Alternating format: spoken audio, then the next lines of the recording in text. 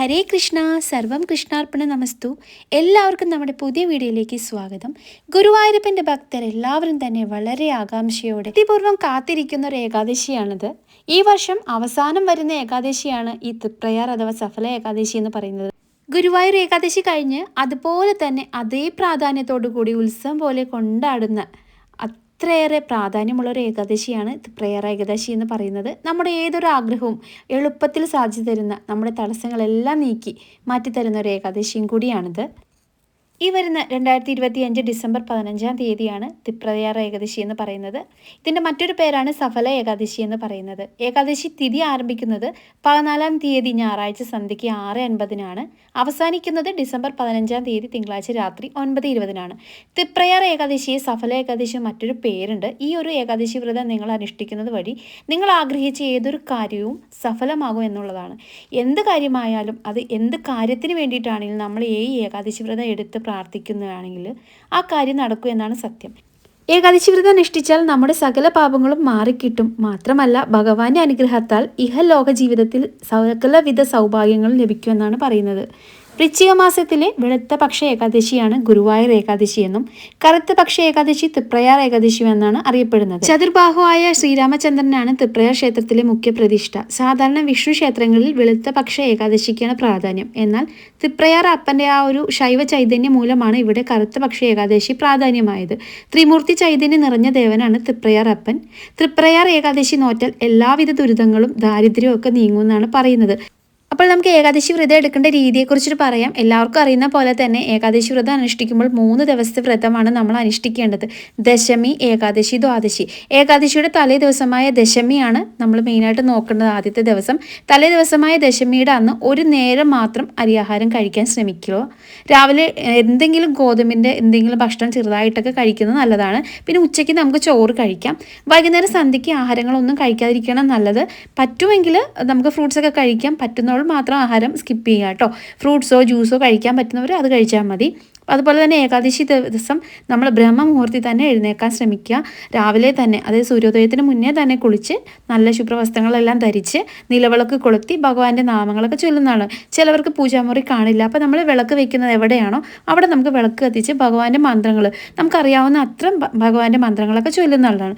പറ്റുന്ന ദിവസങ്ങളിൽ, അത് ആ ദിവസങ്ങൾ ക്ഷേത്രത്തിൽ പോകാൻ പറ്റുന്നവർ ശ്രീകൃഷ്ണ ക്ഷേത്രത്തിലോ മഹാവിഷ്ണു ക്ഷേത്രത്തിലോ പോയിട്ട് അന്നേ ദിവസം ഭഗവാന് തുളസിമാല സമർപ്പിക്കുന്നതൊക്കെ അന്നേ ദിവസം നല്ലതാണ്.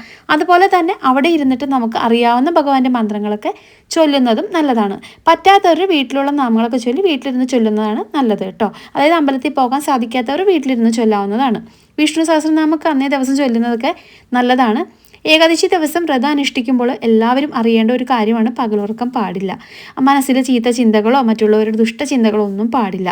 പിന്നെ അതുപോലെ ദശമി ദിവസം തന്നെ പൂജയ്ക്ക് ആവശ്യമുള്ള തുളസിയില പറിച്ചു വെക്കണം. ഇതെല്ലാം നമ്മൾ എല്ലാ ഏകാദശിയിലും പറയുന്നതാണ്. എന്നാലും ഒന്നുകൂടി പറയുന്നതേ ഉള്ളൂ.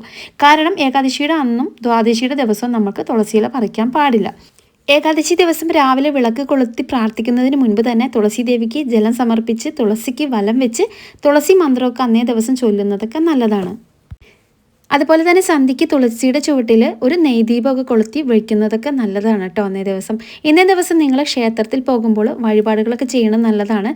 പ്രത്യേകിച്ച് ഭാഗ്യസൂക്ത പുഷ്പാഞ്ജലി, ഭഗവാന് തൃക്കൈ വണ്ണ, തുളസിമാല, അതുപോലെ പാൽപ്പായസമൊക്കെ ഇന്നേ ദിവസം ചെയ്യുന്നതൊക്കെ നല്ലതാണ്. ഏകാദശിയുടെ പ്രധാനപ്പെട്ട ഒരു സമയമാണ് ഹരിവാസര സമയം എന്ന് പറയുന്നത്. ഈ സമയം ഭഗവാന്റെ നാമങ്ങളൊക്കെ ചൊല്ലുന്നത് നല്ലതാണ്. ഹരിവാസര സമയം വരുന്നത് ഇപ്പോൾ കൃത്യമായിട്ട് പറയുന്നത് 15-ാം തീയതി തിങ്കളാഴ്ച വൈകുന്നേരം 3:59 മുതൽ 16-ാം തീയതി അതികാലെ 3:59 വരെയാണ്. അപ്പോൾ ഏകാദശി വ്രതം എടുക്കുമ്പോൾ നമുക്ക് പറ്റുന്ന രീതിയിൽ, അതായത് നമ്മുടെ ആരോഗ്യസ്ഥിതി അനുസരിച്ച്, പലവരും ഗർഭിണികളുണ്ടാവാം, പല രീതിയിൽ മരുന്ന് കഴിക്കുന്നവരുണ്ടാവാം, പ്രായമുള്ളവരൊക്കെ ഉണ്ടാവാം. അപ്പോൾ വ്രതം അനുഷ്ഠിക്കേണ്ടത് നമുക്ക് ഏകാദശി വ്രതം ഭക്ഷണം കഴിക്കാതെ വെള്ളം കുടിക്കാതെ എടുക്കുന്നവരുണ്ട്. ചിലർ വെള്ളം മാത്രം കുടിച്ചുകൊണ്ട് എടുക്കുന്നവരുണ്ട്. ചിലപ്പോൾ ഒന്നും കഴിക്കാതെ എടുക്കുന്നവരുണ്ട്. ചിലർ ഫ്രൂട്ട്സ് മാത്രം കഴിച്ചിട്ട് ലൈറ്റായിട്ടുള്ള ആഹാരങ്ങൾ കഴിച്ചുകൊണ്ട് എടുക്കുന്നുണ്ട്. നമ്മൾക്ക് പറ്റുന്ന രീതിയിൽ നമ്മുടെ ആരോഗ്യസ്ഥിതി അനുസരിച്ച് മാത്രം വ്രതം എടുക്കാൻ ശ്രദ്ധിക്കുക. ആരോടും നിർബന്ധിക്കുന്നില്ല. ഭക്തിയാണ് ഏറ്റവും പ്രാധാന്യം. അപ്പോൾ നിങ്ങൾക്ക് ലഘുഭക്ഷണങ്ങൾ മാത്രം കഴിച്ചുകൊണ്ട് ഭഗവാന്റെ നാമങ്ങളൊക്കെ ചൊല്ലിക്കൊണ്ട് നമുക്ക് വ്രതം എടുക്കാം. അതൊരു പ്രശ്നമല്ല. അതുപോലെ തന്നെ ഏകാദശി വ്രതം അനുഷ്ഠിക്കുന്നവർ ശ്രദ്ധിക്കേണ്ട മറ്റൊരു കാര്യമുണ്ട്. പാരണ വീടേണ്ട സമയം അത് കൃത്യമായിട്ട് ഒരു സമയമാണ്. അതായത് വ്രതം അവസാനിപ്പിക്കേണ്ട സമയം. ഈ സമയത്ത് തന്നെ വ്രതം അവസാനിപ്പിക്കണം. ആ സമയത്ത് തുളസി വെള്ളം കുടിച്ചിട്ട് നമുക്ക് വ്രതം അനുഷ്ഠിക്കാം. അമ്പലത്തിൽ പോയിട്ട് നമ്മൾ തീർത്ഥം കുടിച്ചിട്ട് നമുക്ക് അവസാനിപ്പിക്കാം. അതല്ലെങ്കിൽ നമ്മുടെ വീട്ടിൽ കുറച്ച് തുളസിയിലയും ഇച്ചിരി മലരും ഇട്ടിട്ട് ശുദ്ധമായ വെള്ളം നമുക്ക് കുടിച്ചിട്ട് പാരണ വീടാം കേട്ടോ.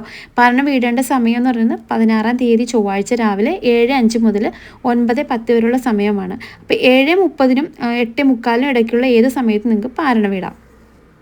അപ്പോൾ എല്ലാവർക്കും അറിയുന്ന കാര്യം, ഈ വർഷം അവസാനം വരുന്ന ഒരു ഏകാദശിയാണ് ഈ തൃപ്രയാർ അവർ സഫല ഏകാദശി. നമുക്ക് ഗുരുവായൂർ ഏകാദശി കഴിഞ്ഞിട്ട് അതുപോലെ തന്നെ അതേ പ്രാധാന്യത്തോടു കൂടിയാണ്, അതായത് ഉത്സവം പോലെ കൊണ്ടാടുന്ന ഒരു തൃപ്രയാർ ഏകാദശിയാണത്.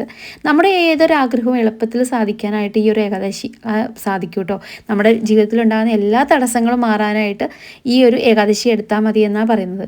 അതുകൊണ്ട് തന്നെയാണ് ഇതിന് സഫല ഏകാദശി എന്ന് പറയുന്നത്. അപ്പോൾ എല്ലാവർക്കും ഭഗവാന്റെ അനുഗ്രഹം ഉണ്ടാവട്ടെ എന്ന് ഞാൻ പ്രാർത്ഥിക്കുകയാണ്. അപ്പോൾ ഇന്നത്തെ വീഡിയോ ഞാൻ നിർത്തുകയാണ് കേട്ടോ. അപ്പോൾ എല്ലാവർക്കും ഇന്നത്തെ വീഡിയോ ഇഷ്ടപ്പെട്ടെന്ന് വിചാരിക്കുന്നു. ഇഷ്ടപ്പെട്ടെങ്കിൽ നമ്മുടെ ഈ ഒരു നന്ദന എന്ന യൂട്യൂബ് ചാനൽ സബ്സ്ക്രൈബ് ചെയ്യാൻ മറക്കരുത്. അപ്പോൾ നമുക്ക് പുതിയ വീഡിയോയിൽ കാണാം. അതുവരെയ്ക്കും നന്ദി, നമസ്കാരം.